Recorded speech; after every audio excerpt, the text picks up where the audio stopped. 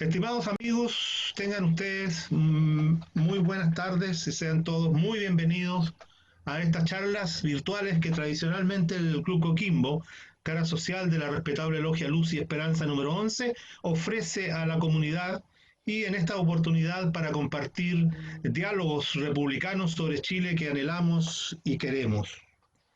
Con tan notables invitados, el señor Sebastián Jan Pérez, gran maestro de la Gran Logia de Chile, el señor Jorge Abbott Charme, fiscal nacional del Ministerio Público de Chile, y el señor Guillermo Holman, destacado Bueno, muchas, analista político. En primer lugar, quiero ofrecer la palabra al señor Carlos Esperguén, presidente del Club Coquimbo, para que ofrezca su saludo a la audiencia. muchas gracias. En mi calidad de presidente del Club Coquimbo, saludo muy cordialmente a don Jorge Abbott Charme, fiscal nacional del Ministerio Público de Chile, a don Sebastián Jans Pérez, gran maestro de la Gran Logia de Chile, quienes en el día de hoy nos honran con su presencia virtual para conversar acerca de la República.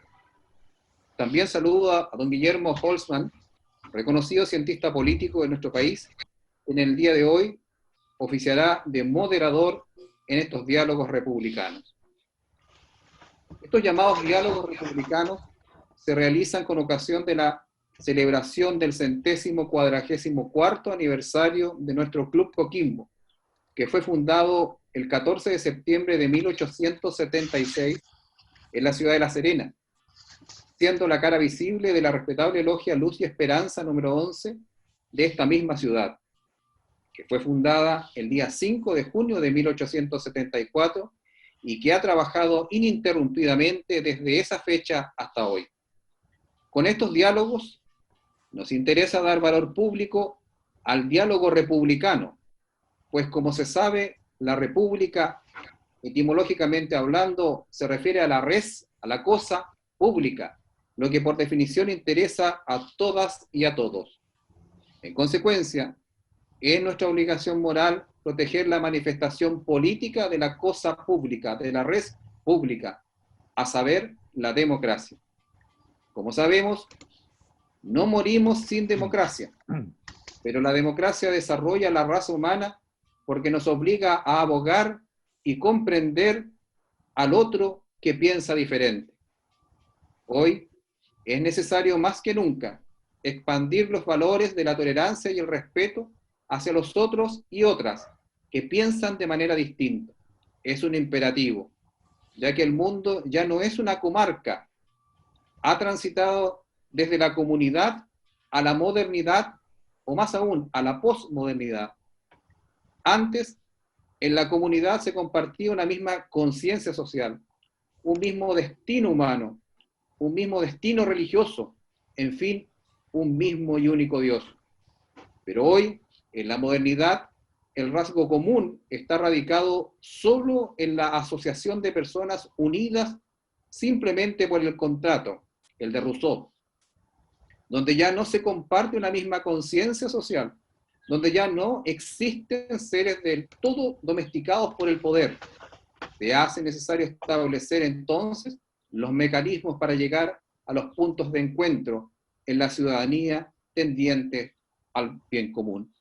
En consecuencia, con estas charlas queremos aportar de manera humilde a la formación de personas críticas, dialogantes y reflexivas.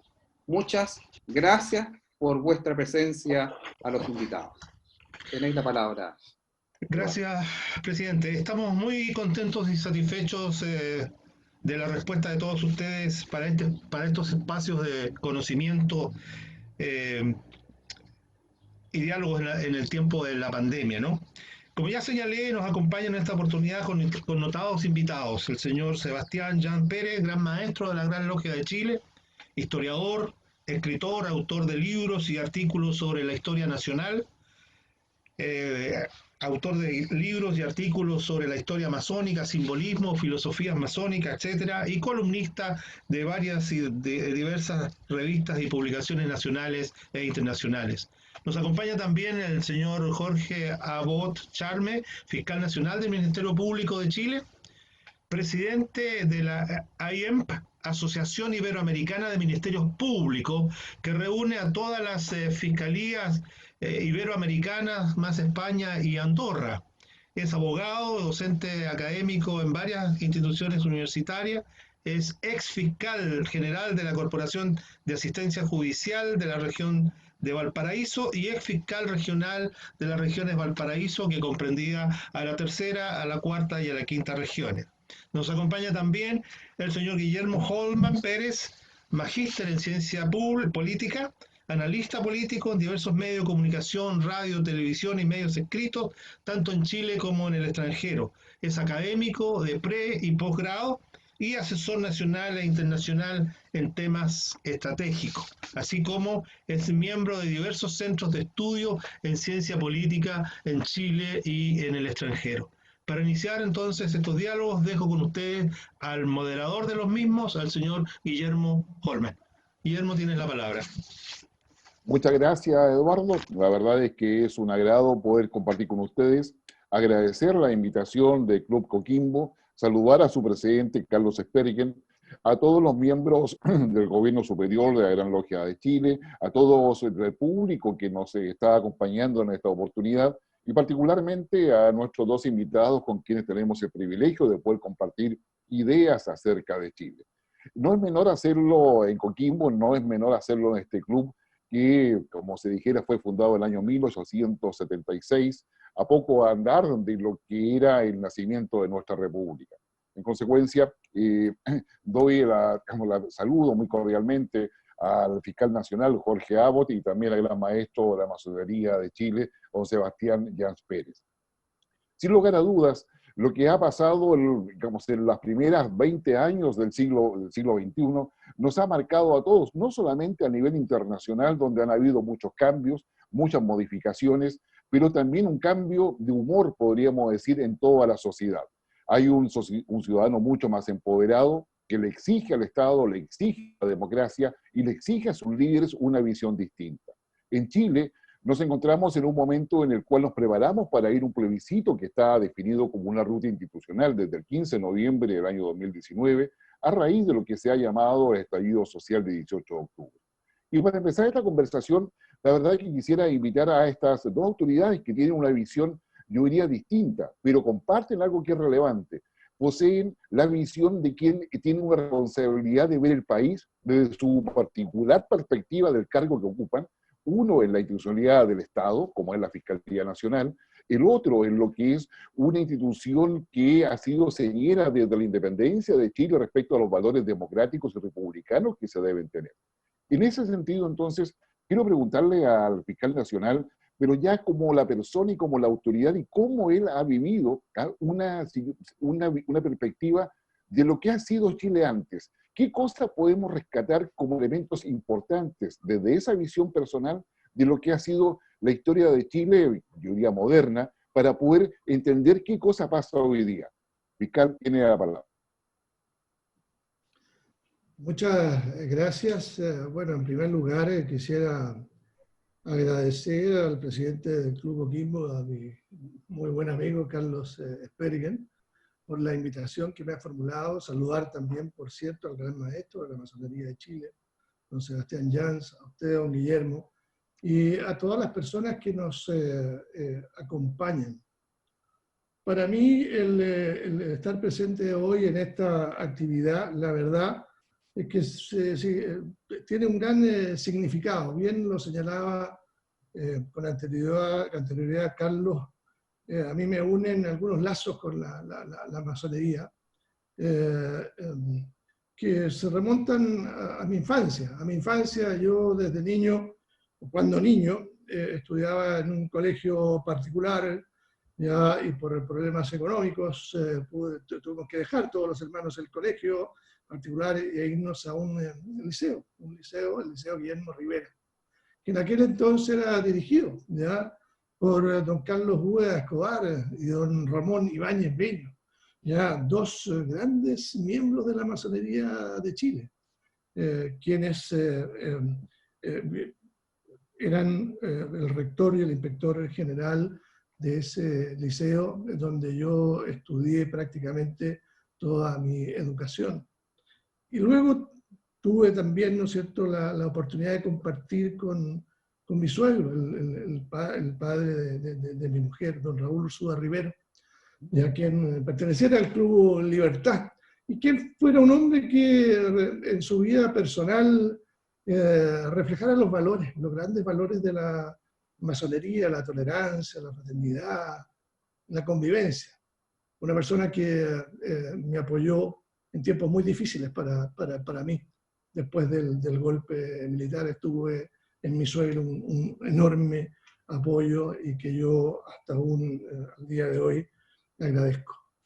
Yo quisiera partir destacando, don Guillermo, la importancia que ha tenido la masonería en los procesos ya históricos nacionales, ya que en verdad cuando nosotros vemos la situación actual, la convulsión, ¿no es cierto?, actualmente existente en nuestro país, nos encontramos que en la historia hemos pasado por muchos procesos similares, pero donde probablemente la solución de los conflictos tenían una dificultad menor a la de hoy día, porque habían sectores dominantes bastante claros y pequeñas minorías que de algún modo influían sobre ya la sociedad. Pero hoy día, como usted bien lo decía, nos encontramos con una ciudadanía absolutamente empoderada que exige ya,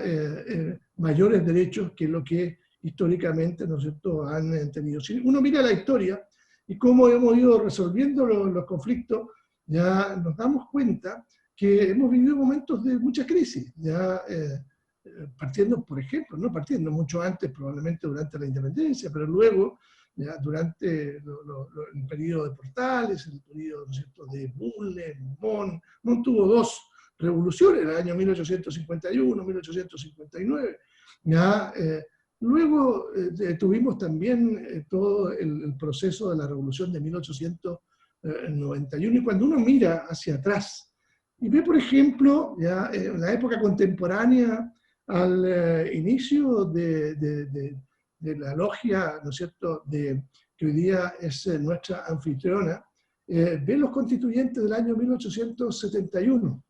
Y cuando mira los constituyentes del año 1871 se encuentra con personajes de un nivel que han escrito páginas muy importantes dentro de la historia del país. Y uno probablemente cuando mira lo que se nos viene, como convención, como discusión de una nueva constitución, probablemente no encuentra personas de la estatura, probablemente que vemos en aquellos constituyentes. Veíamos a don Domingo Santamaría, a don José Victorino Lastarria, don Miguel Luis Amonati, Francisco Chaurre, Aníbal Pinto, don Ambrosio Montt, Guillermo Mata, varios de ellos, ya personas muy vinculadas, ¿no es cierto?, ya a la masonería. Y luego, a comienzos de este siglo, la presencia de un personaje importantísimo, y también en la Revolución de 1891, don Enrique Maquivel, un hombre de una importancia central dentro de la masonería chilena, que lograron ir construyendo ya un país donde probablemente no teníamos los enfrentamientos que hoy día vemos en nuestra sociedad, donde vemos muchísima descalificación, donde vemos que a través de las redes sociales se van generando ya, tensiones que son difíciles de poder superar, y no solamente en las redes sociales, sino que en el ámbito de la discusión pública, la descalificación ya permanente. Cuando uno mira hacia atrás y ve que compartían luego de tener discrepancias muy profundas, de haber participado intensamente, por ejemplo, en las mismas revoluciones que yo les señalaba, 1851, 59, los mismos personajes los encontraban luego ya en el Congreso formando alianzas en los mismos partidos. Luego, ¿no es cierto?, en la revolución de 1891, que fue tan dramática para nuestro país, ya tuvimos la posibilidad de reconstruir, ¿no es cierto?, ya de algún modo la convivencia social, la que luego, por cierto, entró ya en crisis, que terminó con la dictación de la Constitución del año 1925. Pero lo que yo miro, ¿no es cierto?, hacia atrás, es que hemos tenido procesos históricos también complejos.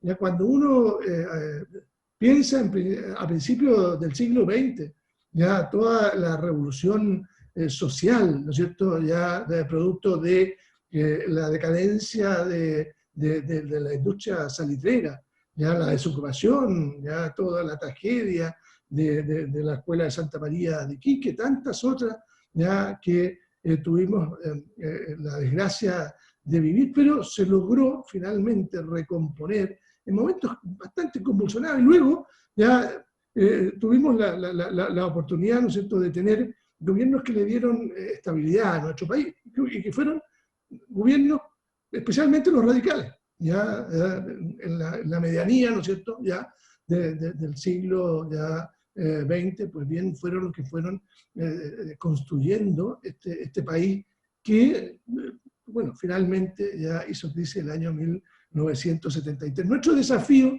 es probablemente, mirando, ¿no es cierto?, hacia el futuro, es cómo practicar ya las virtudes que ustedes practican cotidianamente en su convivencia.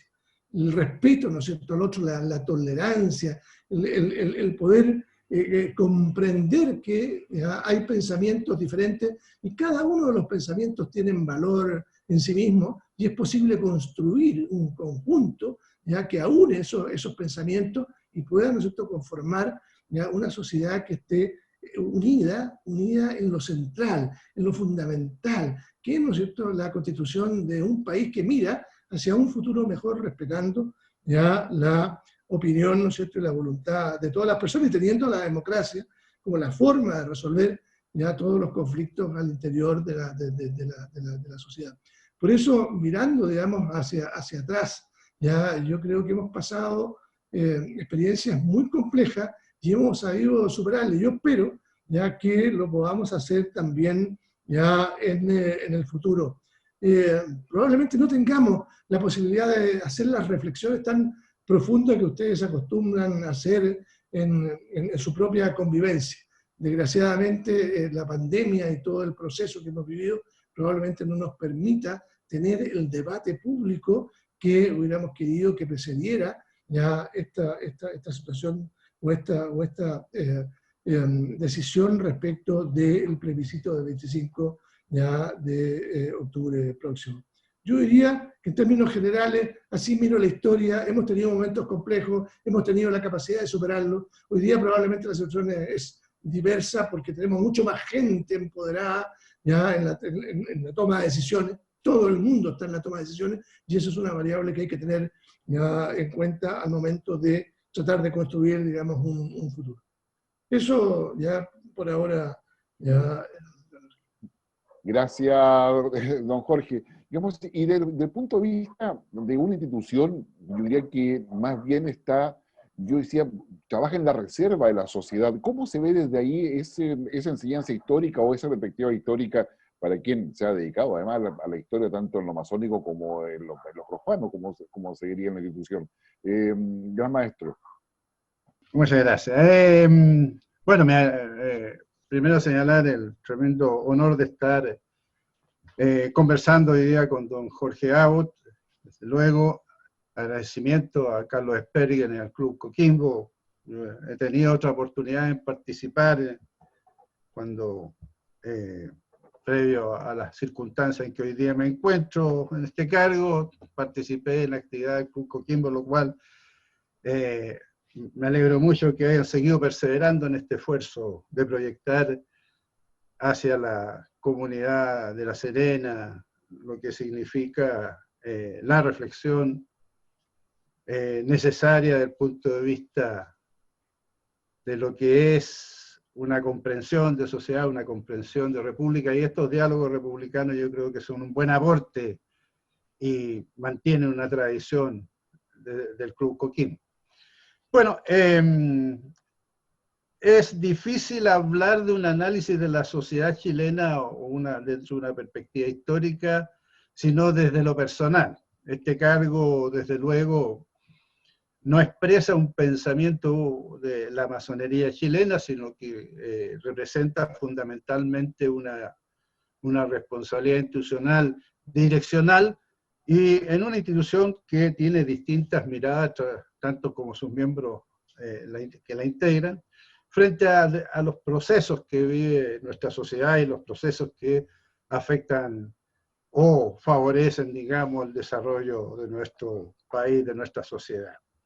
En ese sentido, quiero señalar que es una mirada bastante personal y yo creo que lo que ocurre con nuestro país, al parecer, es que a través de su historia ha tenido algunos elementos que hacen que las crisis tengan una naturaleza un tanto cíclica, ¿eh?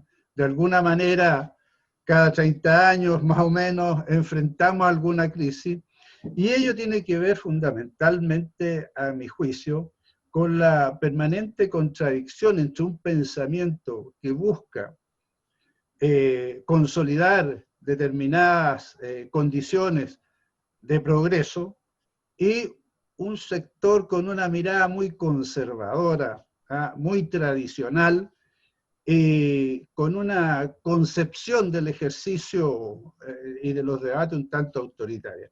Esto uno lo va encontrando en todas las etapas que ha vivido nuestro país. Lo vive, ¿no es cierto?, a partir de lo que se llama la República Pelucona. Se advierte, ¿no es cierto?, en las crisis que enfrenta la llamada República Liberal. De modo importante también se refleja en lo que va a ser la República Parlamentaria. Estoy hablando en conceptos que son conocidos para no entrar con una conceptualización propia. La República Parlamentaria, ¿no es cierto?, también entra en una crisis entre estas dos visiones tan equidistantes. Y yo creo que desde luego lo que va a permitir posteriormente la crisis del 73 también tiene este componente. Bueno, de alguna manera nuestro país no ha sabido resolver esa contradicción que tiene que ver con una mirada que busca una transformación dentro de ciertos cánones que son homologables a líneas de pensamiento, incluso de carácter, digamos, universal, que se dan dentro de la sociedad occidental. Los grandes temas que tienen que ver, ¿no es cierto?, con aseguramiento de derechos, etcétera, desde el estado de bienestar, por señalar un acotamiento más corto, en adelante, se advierte claramente que en nuestro país siempre hay un pensamiento excesivamente conservador que produce, equidistantemente, produce una mirada cada vez más radical desde el punto de vista de los objetivos y de las políticas para enfrentar precisamente derechos, evoluciones propias de los procesos económicos, etcétera, y políticos, desde luego. Entonces, yo creo que esta contradicción que hoy día vivimos, de alguna manera repite ciertas contradicciones que se han dado históricamente. Y en ese contexto, yo quiero hacerle manifestación muy clara de que en las reflexiones colectivas que ha hecho la masonería en los últimos 10 años, nosotros tenemos una actividad anual que reúne la masonería a todo el país, que se llama las Jornadas Nacionales de Docencia, donde generalmente se reflexionan temas que son propios de la realidad de nuestro país. Siempre hay una vinculación directa a lo que significa mirar las problemáticas nacionales desde una mirada más bien docente, ¿no?, de compartir visiones y ayudar a consolidar una forma de diálogo y de debate común. En los 10 últimos años, la visión que uno advierte en esa jornada claramente tiene que ver con una crítica frente a los logros que está trayendo el sistema, el contrato social en nuestro país. Claramente, ¿no es cierto?, en cada jornada uno advertía que distintas miradas de masones confluían a la idea de que efectivamente habían derechos postergados, que había condiciones de igualdad que no estaban siendo asumidas y que la riqueza en general estaba creciendo mucho desde el punto de vista de los logros de la economía chilena, que son irrefutables. Estaba creciendo mucho, digamos, la riqueza, y esa riqueza no se compartía.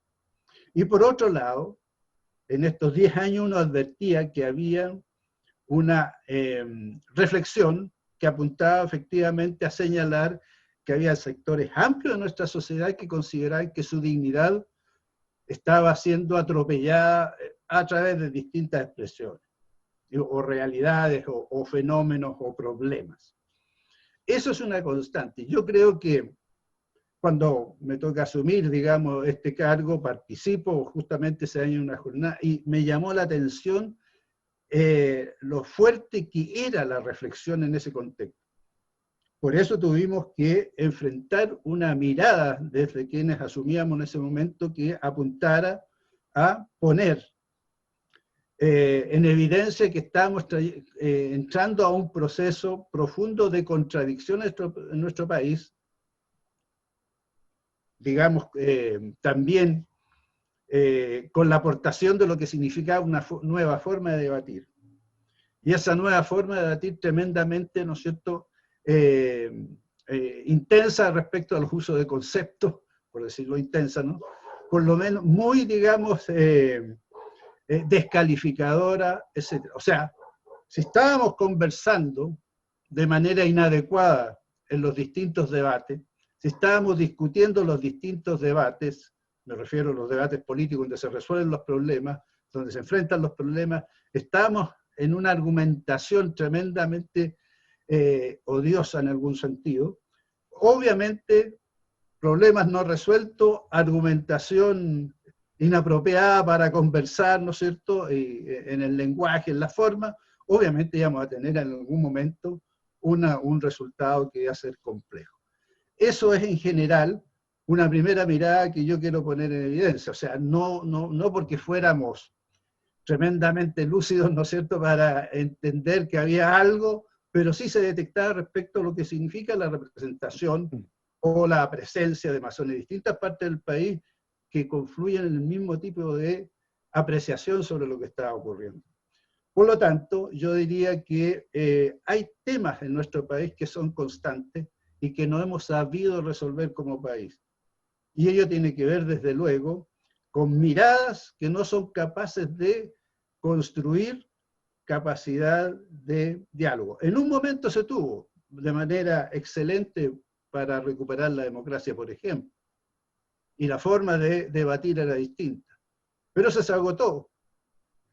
Y todo lo que significan los espacios donde hoy ocurre gran parte del debate, las redes sociales, ¿no es cierto?, el empoderamiento de la condición ciudadana, las personas tienen opinión y la expresarán mal, la expresan en el lenguaje inadecuado, pero expresan una opinión. Y eso es un tremendo desafío, porque el gran problema pasa necesariamente por cómo vamos construyendo una forma de debatir, de conversar y de aproximarnos a un diálogo que nos permita enfrentar los problemas futuros. Eso como una primera.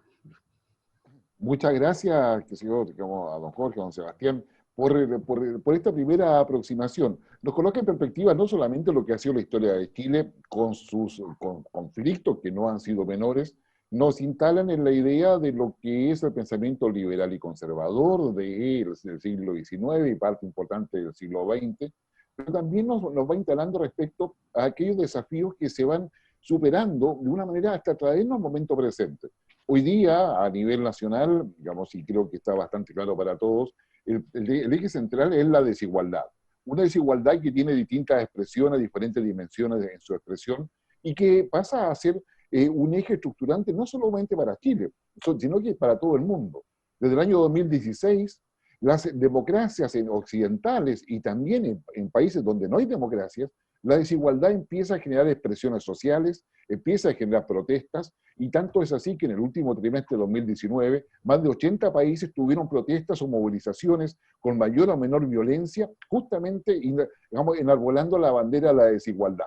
Y eso da cuenta de una democracia que pareciera estar debilitada o insuficiente. Y en esa perspectiva yo creo que el foco queda colocado en lo que es la sociedad. En Chile, menos del 8% de los ciudadanos participan en algún partido político. ¿Qué piensa entonces ese 92% que no está en un partido político? Porque muchas veces los diálogos se dan entre personas informadas, con un cierto nivel de instrucción, pero ¿qué piensan esas personas, como en el caso de las dos autoridades que hoy día tenemos con nosotros, de la sociedad? ¿Cómo ustedes ven esa sociedad? ¿Cómo la podrían caracterizar efectivamente? Porque nosotros suponemos que quieren algo, pero realmente estamos entendiendo lo que ellos están expresando más allá de lo que sucede. Y es importante la opinión de, digamos, don Jorge como en virtud de la autoridad que tiene, porque a él le toca ver lo que a la sociedad no le gusta ver, que son los delitos, son las cosas malas que hace la gente, y que quedan enfrascadas en todo un proceso judicial. Además, en la conducción de una fiscalía de corta data en la historia de Chile, y que se inserta en el sistema político republicano, democrático, y que además es ejemplo para otros países. Entonces, ¿cómo se ve la sociedad desde ahí, don Jorge? Bueno, yo también quisiera señalar que yo hablo ya a título estrictamente ya personal, más que hablar ya como fiscal nacional, que no tenemos un pensamiento sobre esto, sino simplemente ya tenemos la obligación de cumplir la ley con la mayor objetividad. Pero la verdad que hoy día, efectivamente, el diálogo social se encuentra absolutamente deteriorado y es producto fundamentalmente, a mi juicio, de haber construido una sociedad que ha logrado progresos importantes en materia económica, ¿ya? Pero en definitiva ya se ha logrado superar en parte importante ya los niveles de pobreza extrema que había hace poco tiempo atrás, pero la gente empieza a tomar conciencia de que en definitiva la economía ya distribuye en forma muy inadecuada, ¿no es cierto?, los bienes y servicios y la riqueza ya que produce. Y va generando una gran brecha entre las diferentes personas que tienen ya tratamientos diametralmente distintos ya en materia de cargas, por ejemplo, impositivas, reproches sociales. En el caso nuestro, que tenemos la obligación de investigar y perseguir hechos que son constitutivos de delito, nos encontramos que hay sectores ya que tienen privilegios especiales en lo que dice relación con ya la investigación y la persecución de los delitos que ellos cometen y que afectan a la comunidad entera. En mi administración hemos sido muy perseverantes en poner en la luz pública estas desigualdades, particularmente en lo que dice relación con el funcionamiento ya del mercado. Hoy día, el mercado, nos guste o no, ha sido la forma en la cual, como sociedad, hemos elegido la manera en que vamos a distribuir ya los bienes y servicios que se producen ya al interior de la sociedad. Y en consecuencia, las reglas del funcionamiento del mercado hoy día deberían ser bienes jurídicos ya protegidos con especial énfasis. Pero nos damos cuenta ya que esos bienes jurídicos finalmente ya encuentran o están tutelados por algún tipo, ¿no es cierto?, ya de o formas especiales, ¿no es cierto?, ya de protección. Por ejemplo, el funcionamiento del mercado. Hoy por hoy ya básicamente está regulado por la Fiscalía Nacional ya, Económica, que tiene la potestad punitiva en exclusiva, y en consecuencia todo aquello que se produzca allí no tiene el mismo tratamiento que tiene, ¿no es cierto?, el delincuente común, porque va a depender exclusivamente del fiscal nacional económico que se ejerzan las acciones cuando nos encontramos, por ejemplo, con el delito de colusión, que afecta tan gravemente y tan fuertemente a toda la población.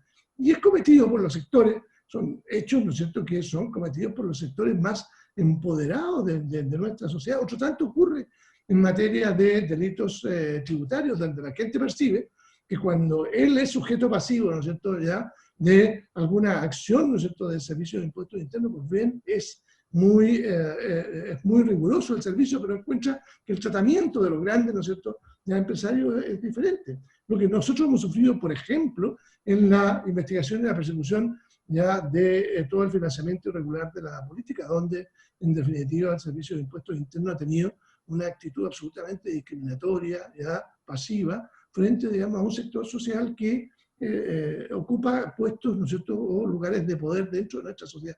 Y esto a la gente, ya que cada día tiene mayor acceso, ¿no es cierto?, a la información, cada día está más empoderada, va generándole un grado, ¿no es cierto?, de descontento, ya que va produciendo estas situaciones que hemos vivido en el último tiempo.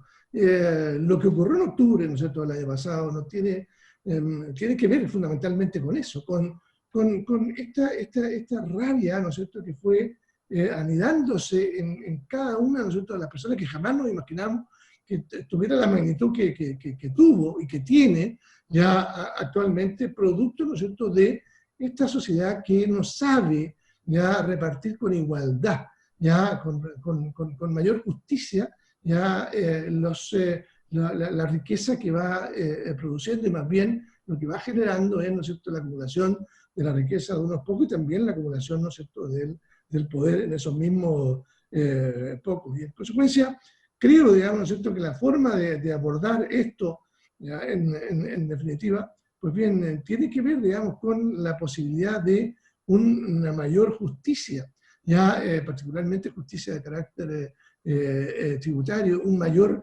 reproche social a algunas conductas que, por ejemplo, ya algunos sectores sociales consideran malas prácticas. Ya se nos dijo alguna vez cuando perseguimos los delitos tributarios, no, mire, la verdad es que esas son malas prácticas. Los delitos son los que cometen, ¿no es cierto?, los que roban, los que entran, ¿no es cierto?, ya al domicilio, los que hacen portonazos. Pues en verdad, el que va de impuestos, la verdad es una mala práctica. Cuando en verdad ya no es distinto, ya, y yo, perdónenme que haga una reflexión personal, pero respeto más, probablemente, ya el delincuente que hace un portonazo, que corre un riesgo importante, que el empresario que se colude con otro, que se colude probablemente, digamos, ¿no es cierto?, con una posibilidad enorme ya de impunidad respecto de otros que cometen, ¿no es cierto?, ya delitos que probablemente afectan mucho ya a la comunidad por la violencia que traen aparejado, pero de algún modo, ¿no es cierto?, tienen un riesgo importantísimo. Entonces, una sociedad ya tiene que tener justicia, ¿no es cierto?, ya respecto de todos los sectores sociales, y es lo que nosotros ya de algún modo estamos reclamando. Y por otro lado, también algo que es fundamental, y que es el derecho, el respeto irrestricto, ¿no es cierto?, a los derechos fundamentales. Que otro tema que hemos visto ya en el último tiempo, ya irrumpir con alguna preocupación, particularmente ya por la actuación de algunos agentes del Estado que han incurrido en prácticas que son intolerables y que también generan esta indignación, ¿no es cierto?, ya colectiva. Pero sin duda tenemos que buscar formas de volver a un diálogo ciudadano. No podemos volver a vivir o a revivir la situación que vivimos los más viejos, que nos tocó vivir, ¿no es cierto?, el tiempo anterior al golpe de Estado, donde logramos ya llegar a una incomunicación social ya muy grande, donde muchos pensábamos, ¿no es cierto?, tener la verdad revelada y que podíamos imponérsela, digamos, probablemente a otros sectores sociales. Yo creo que no podemos volver a vivir esa experiencia, y lo que necesitamos es precisamente un diálogo donde el respeto, ya que nos hablaba, ¿no es cierto?, ya el gran maestro, ya creo que es fundamental. La tolerancia, la fraternidad, el sentirnos que formamos parte de un colectivo que tiene un propósito común, que es el desarrollo de cada proyecto individual, ya dentro de esta sociedad, con todas las diferencias que podamos tener, pero donde todos tenemos cabida y donde todos tenemos la posibilidad de tener, ¿no es cierto?, acceso a las riquezas ya que genera esta sociedad. Yo es lo que podría opinar por ahora.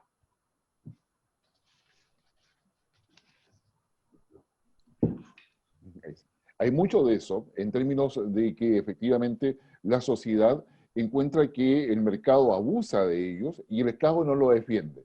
Y parece ser que el Estado se ha alejado justamente del ciudadano y no está para poder, digamos, entregarle lo que necesita. Hace algunos días, a raíz de una conversación con con gente de Curicó, efectivamente, ellos, el sistema de salud, estaban impresionados porque a raíz de la pandemia, ahora le iban a dejar los remedios a los pacientes que lo necesitaban y que estaban en distintas comunas de la región.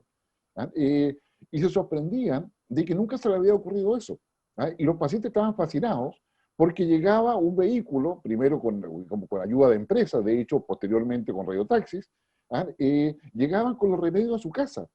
Y eso le había facilitado, le había terminado unas filas por ese sentido. En muchos lugares tenían solamente una movilización al día para ir y volver, y significaba perder todo el día. Entonces, yo creo que hay un ciudadano, independiente de su edad, que sentía que el mercado lo abusaba, nadie lo regulaba, y por la parte del Estado no lo protegía. Entonces, yo creo, y por esa misma razón, yo creo que este tipo de conversaciones que en lo personal ustedes están teniendo con nosotros, digamos, en este espacio que nos da el Club Coquimbo, son muy relevantes. Gran maestro, la masonería, la masonería recoge a personas de distinto origen, de distintas formas, y ¿qué ha pasado en la orden? ¿Cómo se ve las sociedades de la masonería? Bueno, yo creo que hay una muestra de lo que es la reflexión de la masonería frente a los hechos que hemos vivido, a la realidad de nuestra sociedad, que está contenido en las conclusiones del convento masónico realizado a fines del año pasado y a principios de este año. Los masones, cuando queremos abordar el tiempo histórico en común, podemos convocar a una gran convención. Lo hicimos, convocamos en noviembre del año pasado, dada la envergadura que adquirió el estallido social, convocamos a un convento, una gran convención nacional que partía en las logias, ¿no es cierto?, y terminaba en un evento nacional que fue a fines de enero. Y a partir de allí se hizo una reflexión que arrojó resultados concretos respecto, en las líneas gruesas desde luego, respecto a cómo se entendían las problemáticas que habían desencadenado este estallido social. Yo creo que es muy importante entender la realidad en que estábamos viviendo en los últimos 2 años, 3 años, 4 años. Primero, una acentuación de y en referencia al rol del mercado. Yo creo que en general en Chile es de sentido común de que el mercado es una forma, ¿no es cierto?, para asignar, digamos, bienes, etcétera, etcétera. El mercado, nadie ha puesto en discusión el rol del mercado desde el punto de vista de lo que significa el estallido social y los diagnósticos previos que hacíamos, digamos, en torno a lo que le contaba anteriormente. Pero sí, claramente, hay factores que distorsionaron ese mercado y lo transformaron en algo, ¿no es cierto?, que reflejaba conductas tremendamente graves. Por un lado, una codicia que marca de manera determinante las conductas de los grandes negocios. Y en ese sentido, eso tiene impacto en la realidad de las personas, tiene impacto en la realidad, ¿no es cierto?, de las ISAPRE, de los fondos de pensiones, en lo que significa la relación y los delitos que señalaba, por ejemplo, el señor fiscal, las colusiones. Hay que pensar el impacto social que tuvieron las colusiones. O sea, se suponía, ¿no es cierto?, que era algo que en nuestro país no podía ocurrir, pero ocurrió. La codicia llevó, ¿no es cierto?, a generar especulaciones. La codicia llevó a corromper algunas instituciones. Pensemos lo que pasó, por ejemplo, en Carabineros, el mismo Ejército, y eso desde luego no podía sino traer un reproche social de profundas consecuencias. Los actos de colusión, lo que significó desde luego incluso que hubiese gente, ¿no es cierto?, que especulaba a través de pirámides, etcétera, etcétera. demostró que nuestro país entró en una espiral donde cualquier cosa era posible con tal de obtener dinero. Y eso la gente de trabajo, el que va a trabajar todos los días, que vive de su salario, que vive de lo que hace cotidianamente para obtener una remuneración, que vive honestamente, desde luego fue generando una visión respecto a lo que estaba ocurriendo, donde surgió una pérdida de confianza por un lado y un enorme reproche social. Por otro lado, para el común de las personas, obviamente advertían un excesivo dogmatismo, un excesivo ideologismo en la defensa de un modelo que podía ser corregible con un poco más de, digamos, justicia en la distribución.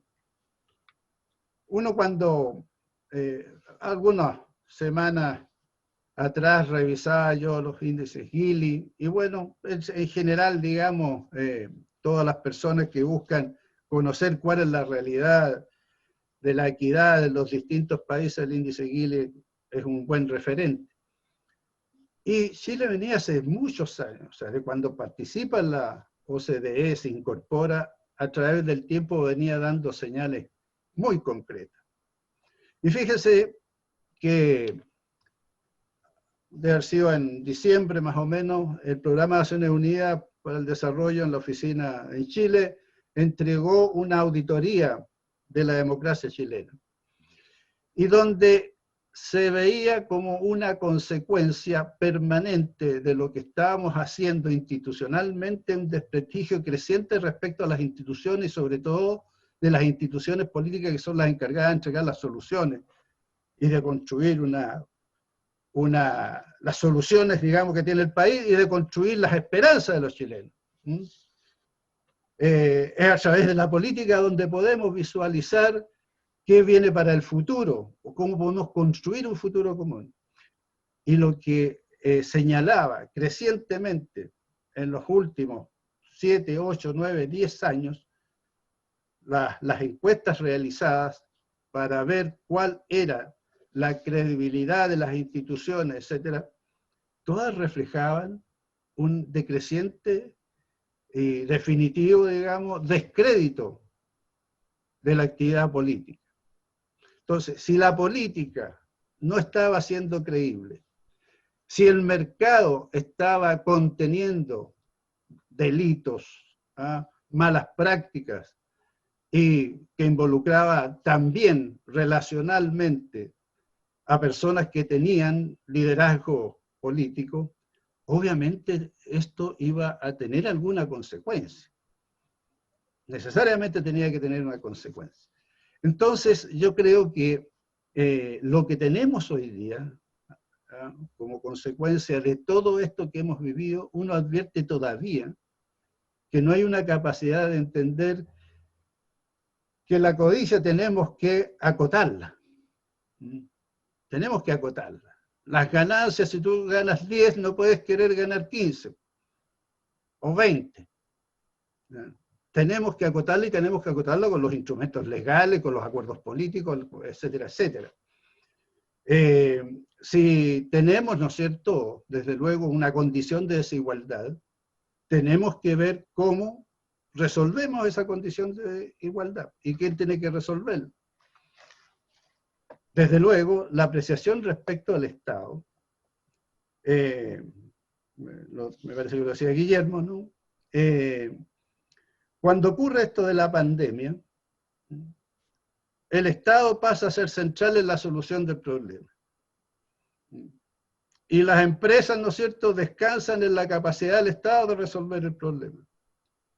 Pero cuando hay que recolectar, ¿no es cierto?, tributos para que se puedan resolver problemas y se pueda establecer una cancha más plana desde el punto de vista de los derechos y de los accesos y de los aseguramientos de los derechos, desde luego el Estado pasa a ser un actor censurable, ¿no es cierto?, porque desde luego está interviniendo en algo que es propio de la libertad del ejercicio en el mercado.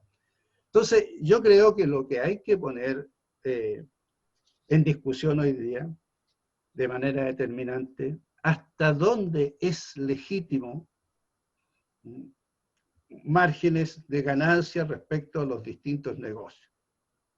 Lo que hay que poner sobre la mesa, ¿no es cierto?, es hasta dónde el Estado tiene que ser un actor que garantice de modo decisivo el aseguramiento de los derechos y en el reparto, ¿no es cierto?, de los beneficios que trae una buena gestión económica y digamos, los resultados que trae para, no solamente para la empresa, sino para el país, determinada gestión y que estemos en un índice per cápita, ¿no es cierto?, acercándonos a los países desarrollados.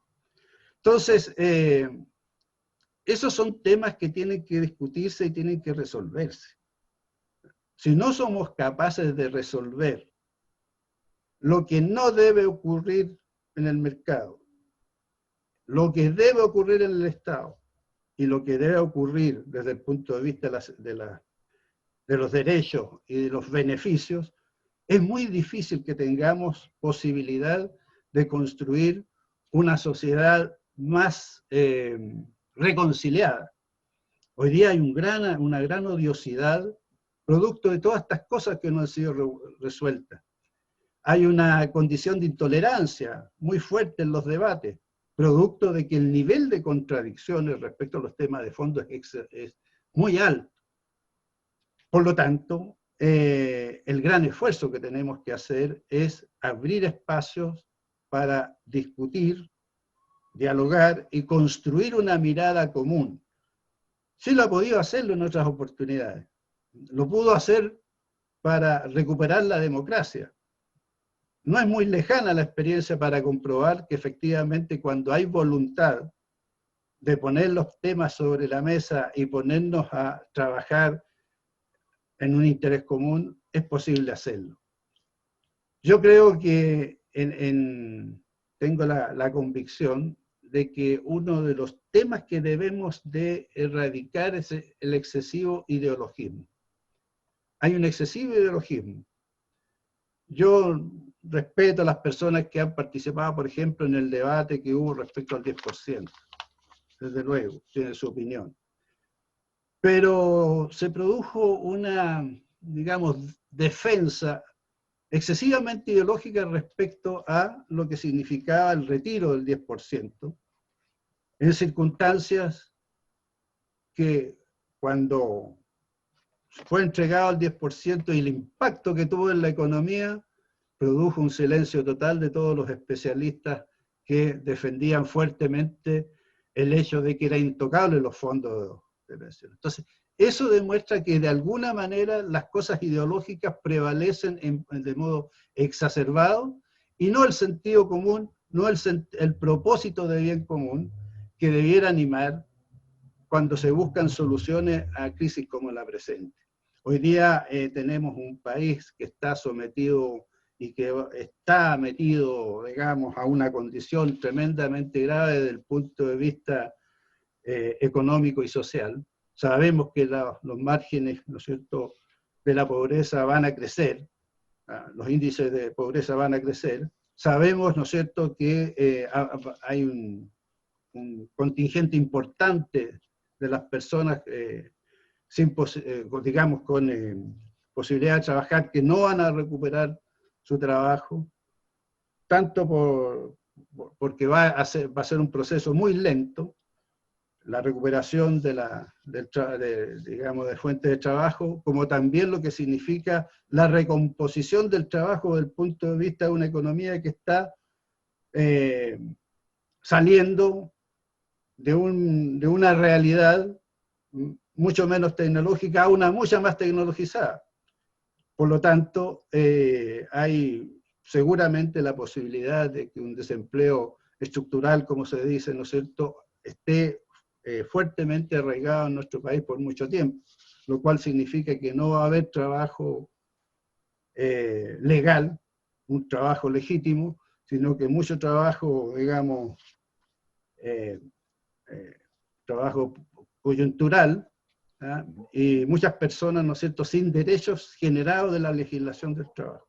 Entonces, desde luego tenemos un escenario complejo y la única manera de enfrentarlo pasa por sacar el excesivo ideologismo de los debates y dar espacio a una mirada más amplia y un mayor propósito de bien común.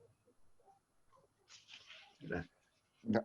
La verdad es que lo que se está planteando son varias cosas que me gustaría un poco sintetizarlas para avanzar en el próximo tema, ya acercándonos al final de esta, digamos, de esta convocatoria, este conversatorio republicano. El primero de ellos es que la sociedad está expresando un sentimiento de frustración, está expresando una indignación, está expresando una rabia, está expresando una desilusión, está expresando una desesperanza.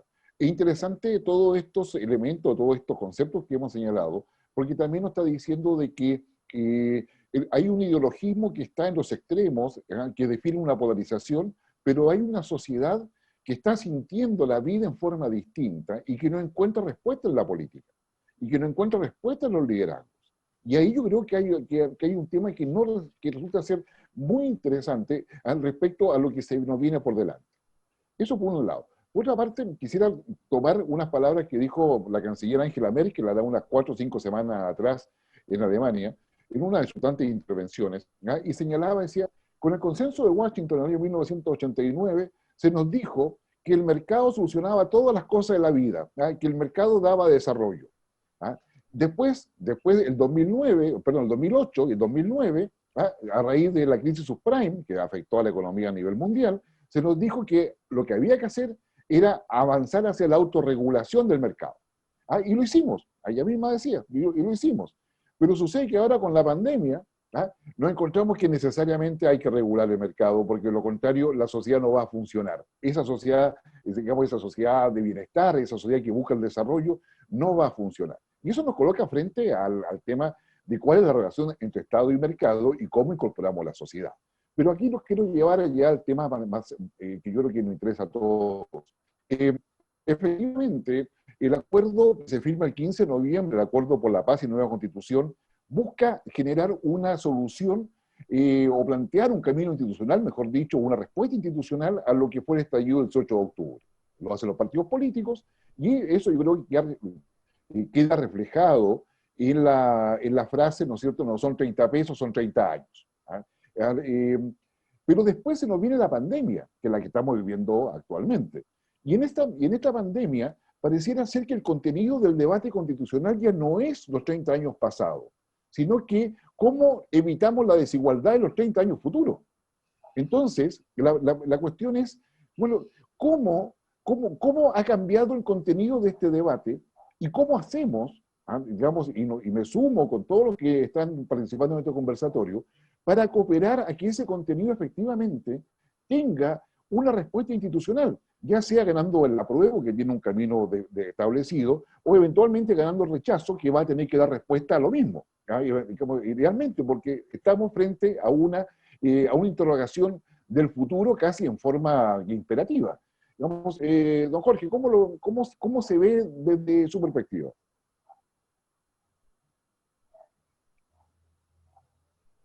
Gracias. Bueno, yo creo que realmente la pandemia puede ser probablemente una oportunidad. Yo creo que la pandemia ha tenido la virtud de ponernos a todos en igualdad de condiciones. Yo creo que probablemente una de las cosas que todos hemos tomado conciencia de que tenemos la misma vulnerabilidad respecto de el famoso virus que nos puede afectar, y estamos dependiendo de los otros. Probablemente un buen espacio para una buena oportunidad, es un buen minuto ya para tratar de construir ya un pacto social distinto, porque hasta ahora ya efectivamente lo que los intereses que estaban puestos sobre ya la mesa era precisamente el cómo poder lograr una mayor riqueza ya en el funcionamiento del mercado. Y algunos pocos tratando, ¿no es cierto?, de lograr ya remuneraciones, salarios justos. Y uno veía en la gente joven ¿ya? Cómo su aspiración era ser millonario a los 40 años. Y esa era la aspiración que había de un sector muy importante de profesionales que salían de las universidades, ¿ya? Y que querían, ¿no es cierto?, ya tener grandes riquezas, grandes utilidades. Y esto era muy, muy normal y era muy legítimo, ya el tener estos niveles, ¿no es cierto?, de rentabilidad de sus actividades, de, ¿no es cierto?, ya las empresas que ellos llevaban adelante. Pero como bien decía el gran maestro, ya aquí cuando hay crisis, bueno, se llama el Estado. Recordemos el año 1982, cuando el Estado tuvo que salir a rescatar a todos los bancos en este país. A todos los bancos, ya luego ahora los bancos, ¿no es cierto?, nuevamente volvieron a manos privadas y se gastaron miles de millones, ¿no es cierto?, en mantener al sistema bancario. ¿Ya? Y como usted bien dice, el Estado hoy día ha demostrado una capacidad para ir en ayuda a muchísimas personas. Hemos visto que hay recursos, la cantidad de recursos, ¿no es cierto?, que se han usado producto de la pandemia. ¿Por qué no se usaron, ¿no es cierto?, en su minuto para los efectos, ¿no es cierto?, de poder generar una mayor igualdad, mayor oportunidad, tener un acceso mejor a la educación, que es fundamental y que es tarea ya esencial en el programa, ¿no es cierto?, ya de la masonería de Chile. ¿Cómo logramos ya que la distribución ya de la riqueza sea más equitativa? ¿Cómo lo podemos lograr a través de los impuestos? Resulta impensable ya propuestas, por ejemplo, cómo mejoramos ya las jubilaciones. Pues bien, subamos el IVA. O sea, gente que pueda proponer, ¿no es cierto?, ya situaciones que todos los chilenos tengan, ¿no es cierto?, aún los más modestos, tengan que contribuir al mejoramiento, ¿no es cierto?, de las pensiones, cuando hay sectores que tienen rentabilidades sobre las cuales no pagan impuestos, definitivamente, ¿ya? Donde perfectamente podrían ser, ¿no es cierto?, grabados con mayores tasas impositivas, de modo tal de poder contribuir precisamente a mejorar el pilar solidario que se requiere para tareas fundamentales, para el poder materializar aquellos derechos fundamentales que la gente reclama, el acceso a una vivienda digna, el acceso, ¿no es cierto?, a la medicina. ¿Cómo hoy día hay una diferencia ya tan fundamental, tan enorme entre las personas, digamos, que tienen recursos respecto a las que no la tienen en materia ya de salud, cuando uno ve en los estados de bienestar en otros países, ya que las personas tienen la misma condición y van en las mismas condiciones ya a atenderse en los establecimientos ya hospitalarios?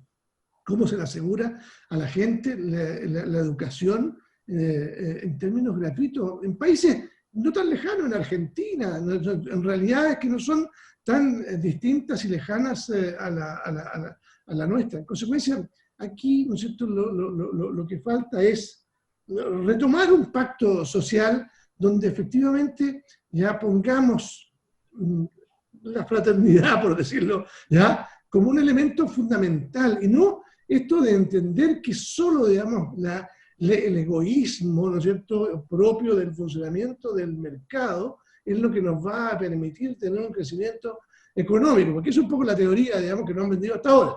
Mire, el mercado funciona en la medida que exista, ¿no es cierto?, gente que esté disponible a tener iniciativas para maximizar, ¿no es cierto?, su utilidad, y el Estado tiene que participar levemente, ¿no es cierto?, en que esto ya no se desborde absolutamente.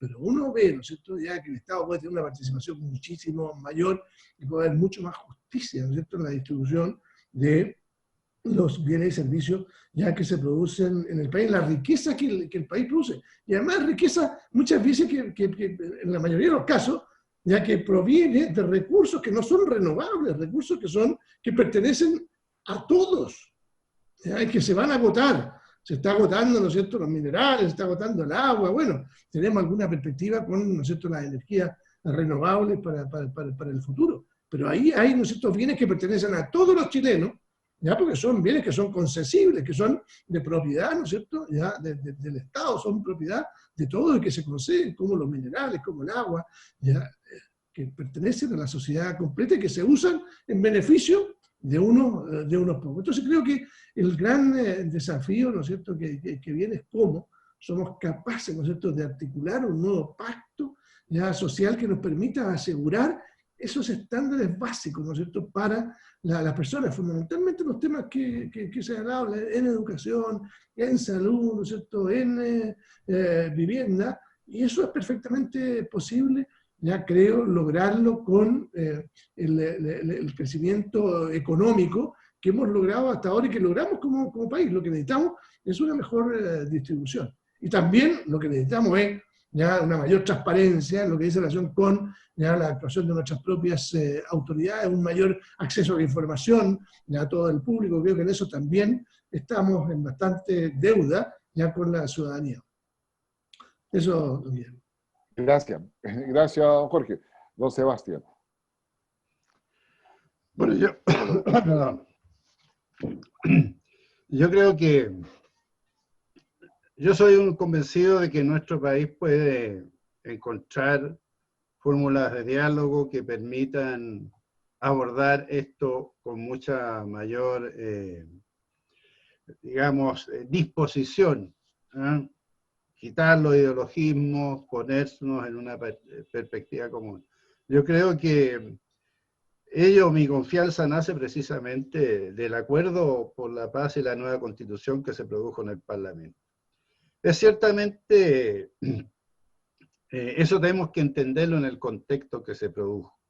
Tenemos que entenderlo que Chile llevaba un mes y había hubo momentos dramáticos en que parecía avanzar nuestro país hacia un túnel sin salida. Y hubo capacidad de sentar a los distintos sectores políticos para encontrar un camino para buscar precisamente una solución política. Todos los problemas que hemos tratado tienen que abordarse desde el punto de vista político. Allí está el escenario donde tiene que resolverse. Obviamente, no solamente con los partidos políticos, obviamente con otros actores que también hacen política y que reflejan, ¿no es cierto?, opinión a través de organizaciones sociales, etcétera, etcétera. Lo que nos ha permitido ese acuerdo es precisamente que en algunas semanas más tendremos un plebiscito donde se resolverá lo primero, el primer tema a resolver. Y ello dará el espacio necesario para que confluyamos, ¿no es cierto?, hacia una convención constituyente, sea el carácter que sea, lo que determine la ciudadanía, pero donde pueda discutirse efectivamente un nuevo acuerdo en bien del país, un nuevo contrato social, una nueva constitución. Y que esa constitución, ¿no es cierto?, histórico, primera vez que se va a dar en estas condiciones, electa, ¿no?, aunque sea un 50% electo, por primera vez en nuestro país se va a poder discutir y no se va a imponer o se va a establecer una constitución a partir de ciertas cosas que ocurren en bambalinas, no dentro de los escenarios, dentro de las instancias correspondientes. Y yo creo que allí se va a dar la posibilidad de que realmente discutamos estos problemas, estas falencias, ¿no es cierto?, y la necesidad de soñar un país en conjunto.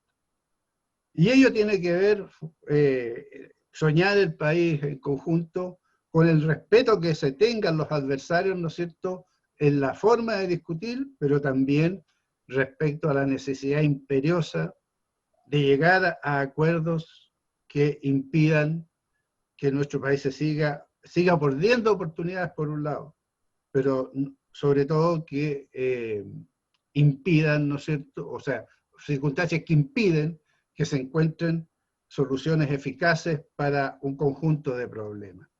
Yo creo que el desafío general debemos entenderlo sobre cómo construimos una idea de país que esté fuertemente asentada en la justicia social y en el respeto a la condición humana.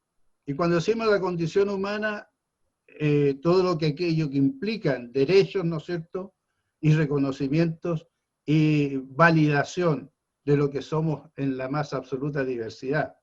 y diversidad en todos los planos. En ese contexto, desde luego, el debate yo creo que va a tener que encontrar una condición menos radicalizada desde el punto de vista de los contenidos y de las aspiraciones. De alguna manera nuestro país ha optado por un camino de diálogo, y lo constatamos. El día en que se llegó a ese acuerdo y se estableció el itinerario, bajó fuertemente la tensión social, y lo que la gente espera es efectivamente que los distintos actores dentro de la sociedad, nuestras élites, los actores políticos, sean capaces de entregar bases suficientes para garantizar tales derechos y una condición de equidad mayor. Todo el resto, desde el punto de vista de lo que significa la dimensión del mercado, los alcances que pueda tener el Estado, pasan a ser funcionales a esa idea. Pasan a ser, digamos, funcionales al acuerdo que podamos lograr. No es un tema de fácil realización, pero es absolutamente posible. Y yo creo que en nuestro país la ciudadanía ha dado señales claras de que quiere seguir un camino, por un lado, institucional, político y pacífico. Y eso es lo que tenemos que contribuir desde los distintos espacios, de los distintos actores, sean políticos, económicos, la sociedad civil, las distintas instituciones que hay en la sociedad civil como en la masonería, tienen que contribuir precisamente a generar las condiciones para un debate mejor dentro de lo que sea la futura instancia de debate constituyente, producto del plebiscito y producto de la elección que tenga que hacerse, digamos, posteriormente de los constituyentes. En nuestro país hay temas que requieren solucionar de manera urgente. Los temas que tienen que ver con el medio ambiente, por ejemplo, los temas que tienen que ver con los recursos hídricos, los temas que tienen que ver, ¿no es cierto?, con el rayado cancha para que la educación dé oportunidades a todos nuestros hijos, a todos nuestros nietos, lo que tiene que ver con la garantización de un trabajo digno. Son temas fundamentales, esenciales. Y ello es posible conseguirlo en la medida que hay una buena voluntad y una buena disposición. Y la declinación de aquello que implica, desde luego, un exceso desde el punto de vista de las ganancias, un exceso desde el punto de vista de las hegemonías. Nuestro país tiene que entender que no pueden haber condiciones de hegemonías tan determinadas y tan importantes como para marginar a importantes sectores nacionales. Y eso lo vivimos también en la realidad cotidiana. Por lo tanto, yo creo que el espíritu del acuerdo que fue posible, ¿no es cierto?, en el Congreso Nacional entre las distintas organizaciones políticas, es algo que tenemos que robustecer y consolidar. Sé que algunos sectores consideran que descalifican, que eran, digamos, un sector de la sociedad desprestigiado. No, nuestros políticos, ¿no es cierto?, los hemos elegido para que cumplan roles dentro de las instituciones. Si lo hacen bien, excelente resultado, si no serán cambiados, o sea, elegirá otro. Pero las instituciones de la República son necesarias, ¿no es cierto?, para resolver los problemas de la República.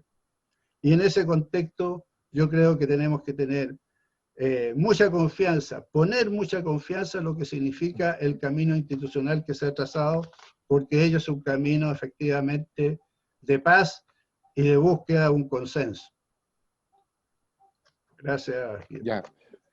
A ver, ya estamos llegando al final y quisiera proponerles tanto al fiscal nacional como gran maestro, digamos, un poco de pimponeo con algunas preguntas que nos han llegado de quienes nos están acompañando en el día de hoy. Digamos, y les pediría, digamos, que lo pudiesen responder en un minuto para poder hacer, son varias preguntas, pero son, bueno, según yo son simples. Para ustedes probablemente va a significar una reflexión mayor, porque no son tan inocentes tampoco.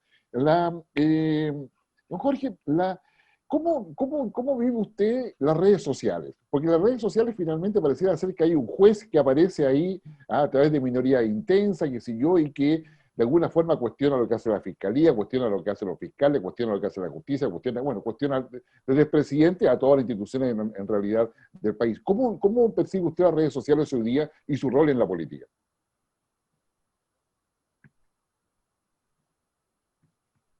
Yo creo que las redes sociales son un gran problema hoy y que afectan gravemente la convivencia.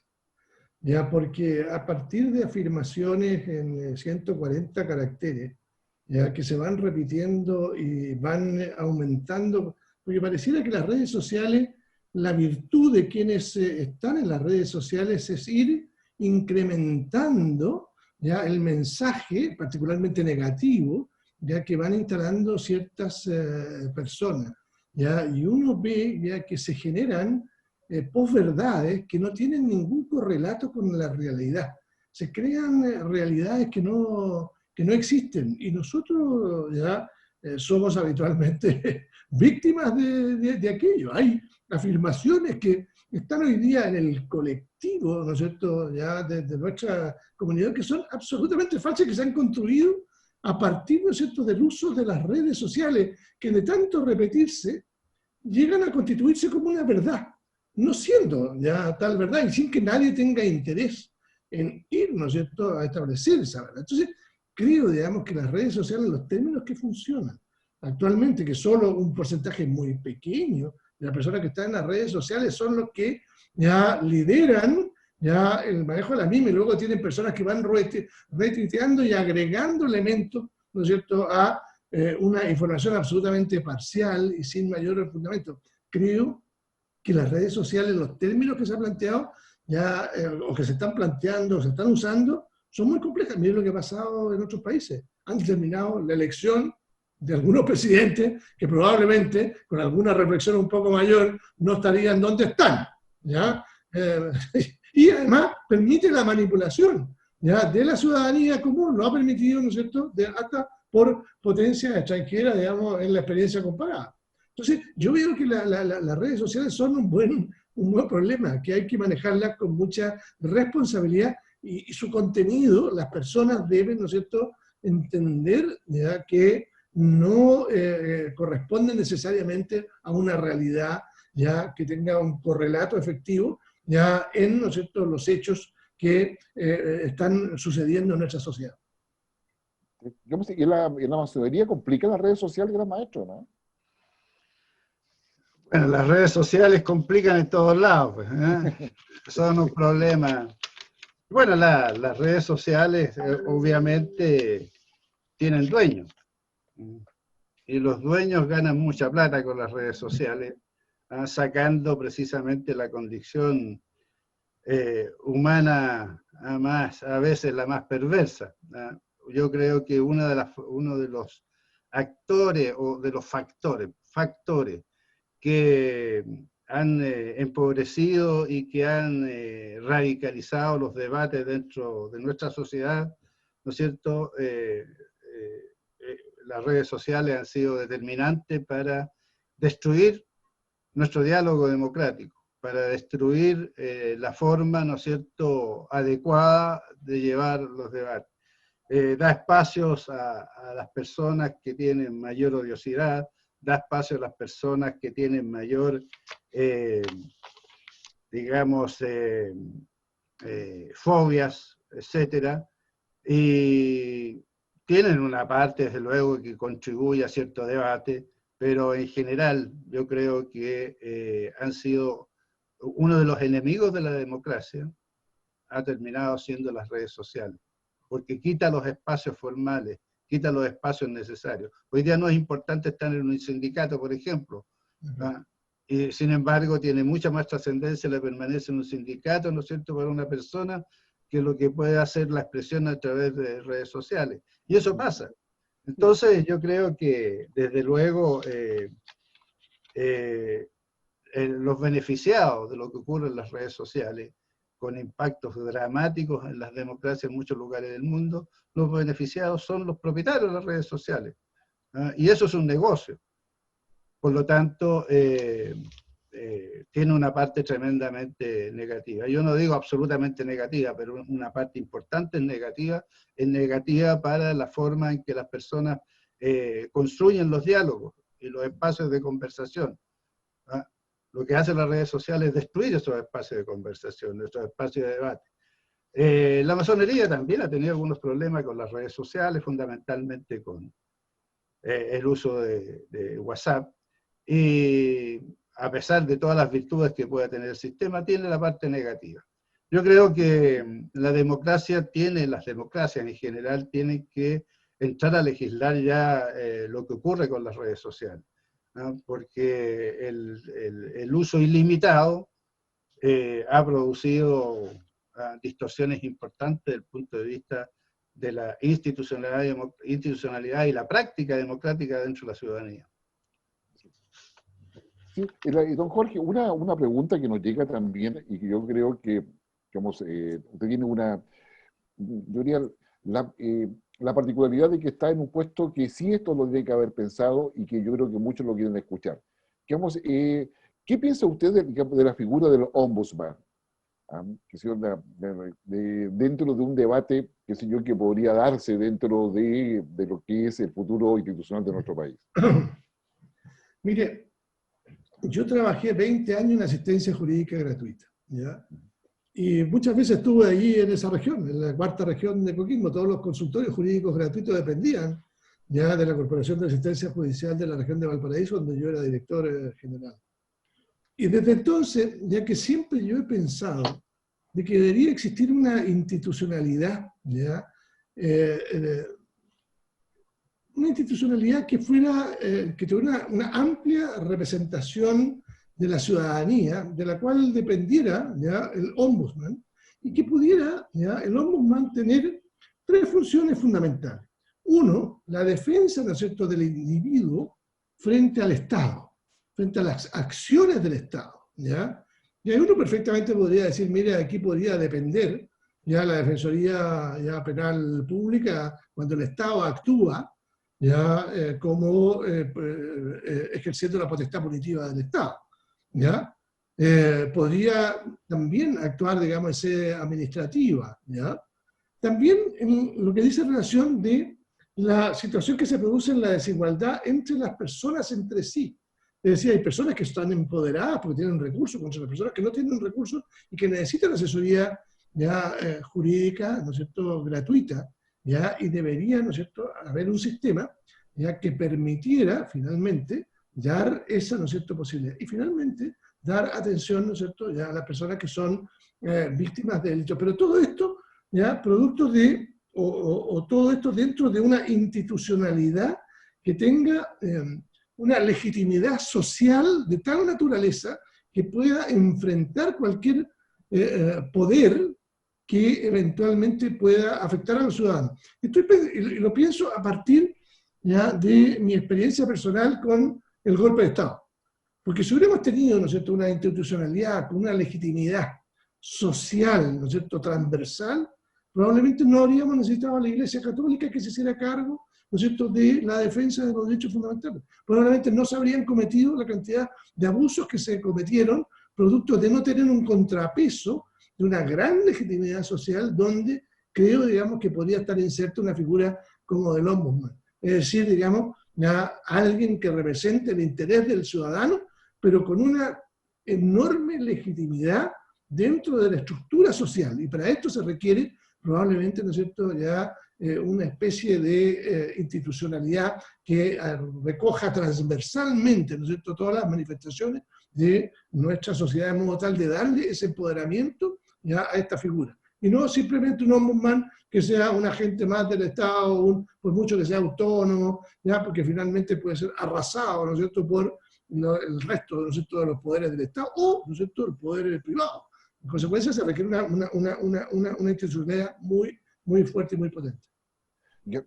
Ya quiero hacerles o sea, invitarlos en realidad, más que hacer una pregunta, invitarlos a que compartan una reflexión con todos quienes nos están escuchando y con todos quienes nos van a escuchar posteriormente en el canal de YouTube del Club Coquimbo, el canal del Club Coquimbo, y es referido a que ustedes dos han señalado con con mucha fuerza la necesidad del diálogo, la necesidad de conversar en un espacio de convergencia respecto a lo que el país necesita y cómo logramos sacar el país a ese desarrollo después de la pandemia y con todo el nuevo contenido que agrega la pandemia al debate constitucional.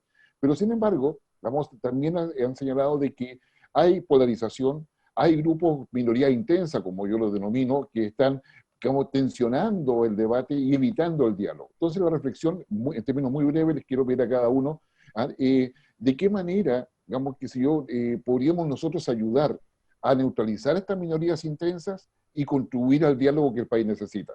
¿No, Jorge? Bueno, yo creo que cada quien, ¿no es cierto?, desde su propia posición, de su propia realidad, debe tratar de contribuir a que ello ocurra.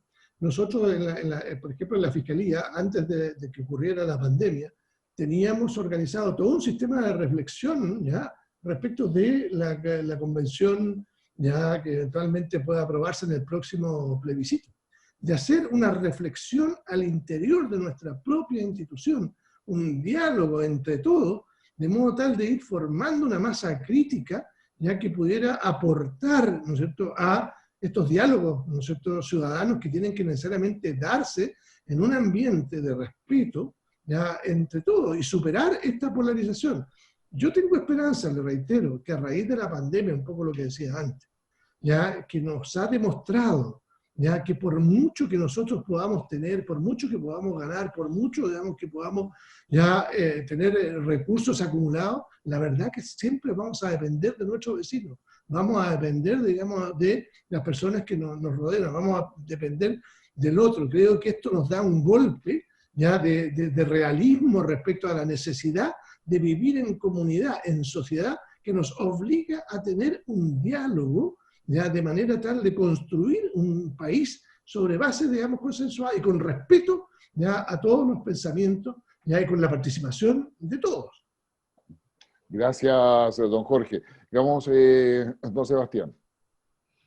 Bueno, obviamente, desde nuestra institución hemos hecho varios llamados en el sentido de construir o reconstruir un diálogo dentro de nuestra sociedad, donde todas las demandas pueden ser planteadas, pero desde luego siempre pensando en que esto tiene que resolverse de manera común, con el concurso de todos los sectores de nuestra sociedad.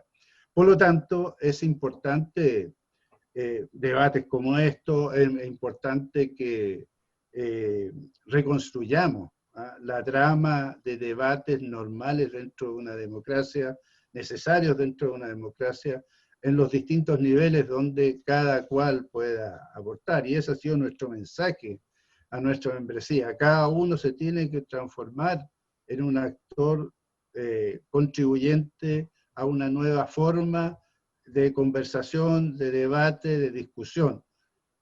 Recuperar la tradición desde el punto de vista, ¿no es cierto?, las mejores tradiciones de nuestra república a través de un ejercicio ciudadano con contenido, con ideas claras, pero hemos señalado reiteradamente este año, con prudencia, responsabilidad y respeto. O sea, tenemos que ser prudentes respecto a la forma como dialogamos, como discutimos. Tenemos que ser responsables. No se pueden plantear cosas, ¿no es cierto?, ideales ni miradas tremendamente sesgadas desde el punto de vista ideológico. Las cosas tienen que tener un curso dentro de lo posible, ¿no? Y lo otro que es fundamental, el respeto. O sea, uno cotidianamente ve formas en que, por ejemplo, autoridades se tratan de manera tan descalificatoria. Es un mal ejemplo desde el punto de vista de lo que entregamos a nuestros ciudadanos en la forma como debe discutirse. Yo creo que es fundamental hoy día cambiar el lenguaje de los debates. Y en ese sentido hay que ayudar a que esa forma responsable, cómo discutimos, cómo abordamos los problemas, cómo discrepamos. La discrepancia es parte de la democracia, pero tiene que darse en un plano de respeto, con un lenguaje prudente, con un lenguaje responsable. No se puede conversar con otro si uno lo está descalificando o le está señalando, ¿no es cierto?, todo, tal vez los defectos o los errores y dándole digamos, una tonalidad peyorativa a los debates. Yo creo que eso es algo que tenemos sobre todo que impregnar en el lenguaje que tienen nuestros representantes políticos, sociales. También esto se produce en las organizaciones sociales. Si no nos respetamos, si no consideramos que todos somos valiosos en este esfuerzo, es muy difícil. Por lo tanto, eso es lo que hay que acentuar, eso es lo que hay que poner como una prioridad ética en el sentido de la calidad de los debates. Muchas gracias, gran maestro. La verdad es que el diálogo genera, y asociado al respeto, genera la confianza que la sociedad necesita. En la medida que tengamos confianza, somos capaces de poder construir un país porque somos capaces de crear instituciones confiables para todos. Yo quiero agradecer haber compartido, digamos, con Jorge Abbott, con Sebastián Jans, gran maestro y fiscal nacional respectivamente, y digamos, esta posibilidad de este conversatorio republicano que nos da el Club Coquimbo, que cumpliendo su 144º año de vida, fundado en el año 1876, y que está bajo la luz de la logia masónica Luz y Esperanza número 11, nos ha permitido estar juntos y entregarle este mensaje a todos quienes nos están viendo. Don Eduardo Rojo, le entrego la batuta para que usted haga el cierre. Muchas gracias, Guillermo. Te agradezco infinitamente la conducción de estos diálogos republicanos. Y a los queridos amigos que nos se han conectado, les recuerdo que este diálogo va a estar en la página de Luz y Esperanza y en YouTube para que le puedan revisar y repasar este interesante conversatorio.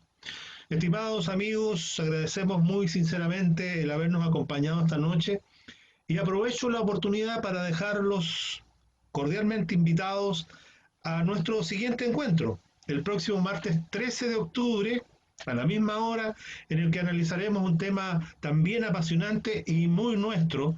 Se trata de Gabriela Mistral y su relación con la masonería, que estará a cargo del académico investigador Nelson Santibáñez. Reiteramos nuestros agradecimientos, señor fiscal, gran maestro de la Gran Logia de Chile, Guillermo, a todos nuestros invitados, muy buenas noches y cuídense mucho. Gracias. Buenas noches, don Jorge. Buenas noches, Jorge. Gracias. Sebastián, a todos. Buenas noches. Carlos, gracias, gusto verlo. Jorge, muchas gracias. Muchas gracias. Gracias a todos, gran maestro y Guillermo. Muchas gracias. No, gracias a ti, Carlos.